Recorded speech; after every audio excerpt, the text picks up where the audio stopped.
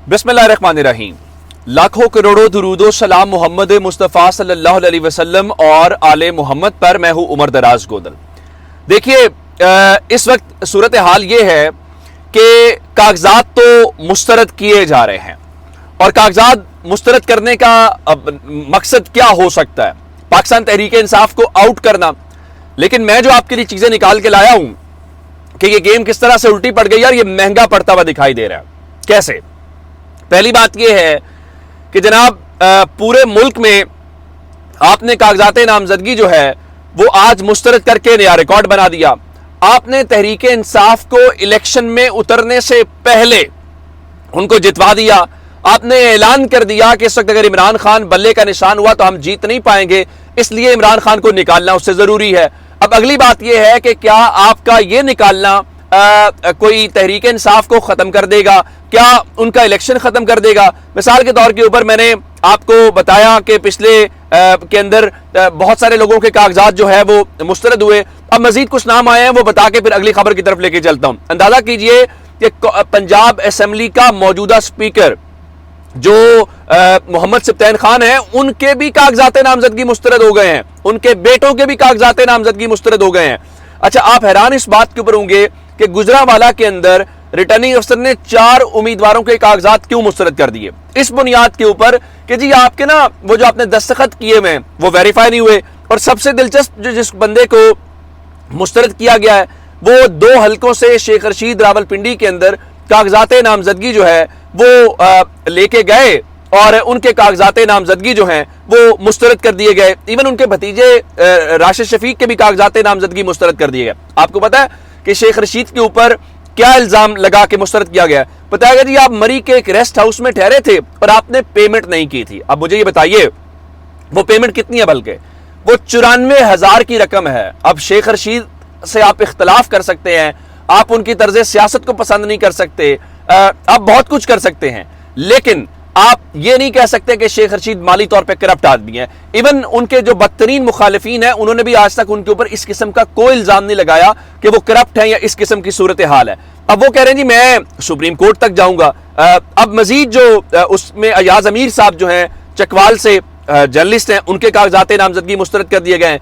साबिक सूबाई वजीर अली अफजल शाही जो हैं कागजात नामजदगी, इवन वो दामाद हैं chief justice Lahore high court के, उनके कागजात नामजदगी जो है वो मुस्तरद किए गए हैं। और उसके अलावा लाहौर में शरीफ खानदान को एक लड़की से बड़ा ही खौफ आता है जिसका नाम सनम जावेद खान है। तो सनम जावेद खान के भी हल्का NA 119 के अंदर कागजात नामजदगी मुस्तरद कर दिए गए हैं कि जो मरियम नवाज शरीफ हैं उनके लिए प्रॉब्लम ना हो। देखिए इस वक्त सूरत हाल है क्या? पहली सूरत हाल ये है कि कागजात मुस्तरद करने के ऊपर जो सबसे ज्यादा कागजात मुस्तरद हुए हैं वो मुस्लिम लीग नून के हलकों के लिए हुए हैं। बलूचिस्तान में पाकिस्तान तहरीक इंसाफ के तमाम उम्मीदवारों के कागजात नामजदगी मुस्तरद कर दिए गए हैं। इस तरह गुजरात के अंदर जहां जहां मैंने आपको पहले भी मिसालें दी मुख्तलिफ हलकों की। अब उसके ऊपर जो पहली तहरीक इंसाफ के लिए अच्छी बात है और इनको महंगा पड़ने वाली है कि पाकिस्तान पीपल्स पार्टी भी बोली है। पाकिस्तान पीपल्स पार्टी ने कहा है कि कागजात मुस्तरद होने के ऊपर कम से कम हम खुश नहीं हैं, और ये बयान जो है वो खुर्शीद शाह जो हैं पाकिस्तान पीपल्स पार्टी के सीनियर रहनुमा, वो इस चीज को नामुनासिब करार दे रहे हैं। अच्छा, मकसद तो ये है कि ये कागजात मुस्तरद हों तो शायद नवाज शरीफ की मकबूलियत बहुत बढ़ जाए, लोग कहें कि हम इमरान खान को वोट की बजाय अब नवाज शरीफ को वोट करेंगे। वो तो ग्राउंड के ऊपर नजर नहीं आ रहा। अब मसला ये है, वो जो मुबस्सरीन भी बता रहे हैं कि नवाज शरीफ का प्रॉब्लम यह है कि नवाज शरीफ रेस में अकेले दौड़ के भी चौथे नंबर के ऊपर आएंगे, फिर भी वो पहला दूसरा और तीसरा जो नंबर है वो इस वक्त दिखाई नहीं दे रहा। अब सूरत हाल है क्या? क्या नवाज शरीफ वजीर आजम बन रहे हैं? ये है असल मामला। नवाज शरीफ के सर पकड़ने की क्या बात है मैं आपको बता देता हूं। वो ये है कि देखिए मंजूर वसान ने ये कहा है, जो पीपल्स पार्टी के रहनुमा हैं, जो बड़े ख्वाब देखते हैं, वो कहते हैं जी नवाज शरीफ पर चाहे किसी का भी हाथ हो, यानी वो छतरी, वो जो शफकत है जिसके जरिए उनको इस्लामाबाद हाई कोर्ट के अंदर, फिर वो लाहौर का जलसा, उनके मुताबिक नवाज शरीफ पर चाहे किसी का भी हाथ हो, उन्हें वजीर आजम नहीं बनने देंगे। अब یہ ایک بہت بڑی بات ہے کہ نواز شریف کا اگر راستہ بلاک ہو رہا ہے، ظاہر ہے نواز شریف جس قسم کی باتیں کر رہے ہیں، اب نواز شریف جو ہے آج بھی لاہور کے اندر گفتگو کر رہے تھے اور وہاں پہ انہوں نے یہ کہا کہ دیکھیے جی ہم حکومت نہ لیتے تو پاکستان پر جو اثرات مرتب ہوتے اس کا کوئی اندازہ بھی نہیں کر سکتا تھا۔ چلیے ایک جھوٹ یا ایک تماشا تو اور ختم ہوا، ہم سنتے آئے ہیں کہ دیکھیے جی وہ نواز شریف جو تھے نا وہ حکومت نہیں لینا چاہتے تھے تو شہباز شریف جو ہے انہوں نے حکومت لی۔ تو آج نواز شریف نے یہ مان لیا ہے، نتائج کچھ بھی نہیں تھے، یہ آپ نے ایک ہوا کریٹ کیا۔ کبھی آپ کہتے ہیں جی ہم نے عمران خان کو اس لیے ہٹایا کہ وہ اگلے 10 سال کا پلان لے کے بیٹھا ہوا تھا، جنرل فیض کو لگاتا، یہ کرتا۔ کبھی آپ کہتے ہیں کہ جی وہ پاکستان کے معاشی حالات کو اور ان چیزوں کو اس طرح سے کر دیتا کہ سنبھالنا مشکل ہو جاتا، تو ہم جو ہیں اس چیز کو لے کے ہم نے نکالا۔ آج نواز شریف نے یہ بات کر کے کم از کم یہ مان لیا ہے اور یہ تسلیم کر لیا ہے کہ یہ سب کچھ نواز شریف کی جو مرضی ہے اس کے ساتھ سب کچھ ہوا ہے۔ لیکن ایک بات آپ کو اور بتانا چاہتا ہوں کہ لاہور میں تو جو کچھ ہوا، لیکن کچھ تحریک انصاف کے جو امیدوار ہیں وہ انہوں نے رجوع کیا ہے الیکشن کمیشن آف پاکستان سے، جس میں شاہ محمود قریشی ہیں، جس میں مونس الہی ہیں، جمشید دستی ہیں، شیخ وقاص اکرم ہیں، بشارت راجہ اور بھی درجنوں تحریک انصاف کے جو رہنما ہیں انہوں نے الیکشن کمیشن سے رجوع کیا ہے۔ لیکن اس میں اچھی بات کیا ہے؟ اچھی بات یہ ہے کہ لطیف کھوسہ صاحب یہ کہہ رہے ہیں کہ جو 90% اہم رہنماؤں کے کاغذات نامزدگی مسترد ہوئے ہیں، کیا کسی مسلم لیگ نون کے کسی امیدوار کے ملک بھر میں کاغذات مسترد ہوئے ہیں؟ یہ خبر امپورٹنٹ ہے، اگر آپ کی نظر سے گزرے تو میرے سے شیئر ضرور کیجئے گا۔ ان کے مطابق کوئی اتنی پریشانی والی بات نہیں ہے، ہم عدالتوں میں جائیں گے اور عدالتوں سے ہم ان فیصلوں کو بحال کروا لیں گے۔ مثال کے طور کے اوپر یہ فیصلے کیسے دیے گئے ہیں؟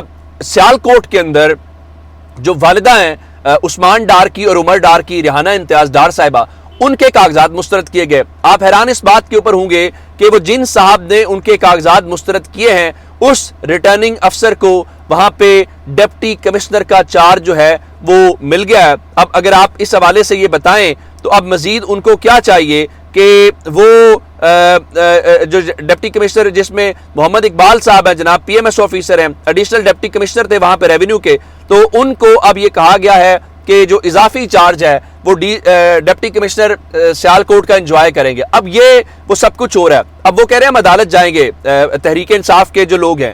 اب حیران اس بات کے اوپر ہوں گے، آپ کو پتا ہے کہ آج جب مسترد ڈے اور پاکستان کے اندر کیا شاید دنیا کے اندر ریکارڈ بنا ہوگا کہ جو الیکشن لڑنے والے امیدوار ہیں اس ریکارڈ سطح کے اوپر ان کے کاغذات مسترد کیے گئے ہیں، تو پاکستان کے اندر چیف جسٹس کون ہے؟ چیف جسٹس کی جو سپریم کورٹ سے میں آپ کو کہہ رہا ہوں کہ بڑی خبر آ گئی ہے، وہ بڑی خبر یہ ہے کہ چونکہ قاضی فائز عیسیٰ صاحب اپنی جو چھٹیاں ہیں ان چھٹیوں کے اوپر اپنی فیملی کے ساتھ بتایا گیا تھا کہ شاید وہ باہر گئے ہوئے ہیں، تو ان کی وطن واپسی ہو گئی ہے۔ اور آج عادل عامر سعید عباسی صاحب جو ہیں ہمارے دوست ہیں، اسلام آباد کے اندر پبلک نیوز کے بیورو چیف ہیں، وہ کہتے ہیں کہ آج پاکستان کے چیف جسٹس عزت مآب جسٹس قاضی فائز عیسیٰ صاحب ہیں۔ یعنی جس دن پاکستان کے اندر یہ دھڑلے کے ساتھ، یعنی آپ یہ مت سمجھیے کہ یہ کاغذات مسترد ہوئے ہیں، یہ کاغذات مسترد نہیں ہوئے، بلکہ آپ یوں کہیے کہ یہ پاکستان کے اندر جو پاکستان کے لوگ ہیں، جو پاکستان کی عوام ہیں، ان کا مینڈیٹ جو ہے وہ ان کے منہ کے اوپر مارا گیا ہے۔ یعنی ان کو کہا گیا ہے آپ جس کو الیکٹ کرنا چاہتے ہیں، آپ جس کو منتخب کرنا چاہتے ہیں، پاکستان کے اندر جو فیصلہ ساز ہیں، پاکستان کے اندر جو جن کے پاس اصل طاقت ہے، وہ جو عمران خان کہتا تھا کہ دیکھیں رسپانسبلٹی اور اتھارٹی پتہ ہونا چاہیے کہ رسپانسبل کون ہے اور اتھارٹی کس کے پاس ہے، وہ نہیں چاہتے اور وہ لوگوں کو وہ اختیار نہیں دیں گے کہ آپ نے کن کو منتخب کرنا ہے۔ وہ آپ کو بتائیں گے ایک ہی ٹھپا لگانا ہے، ادھر سے ادھر چلے جائیں لیکن ٹھپا شیر کے اوپر لگانا ہے۔ اپنا بہت سارا خیال رکھیے گا، خدا حافظ۔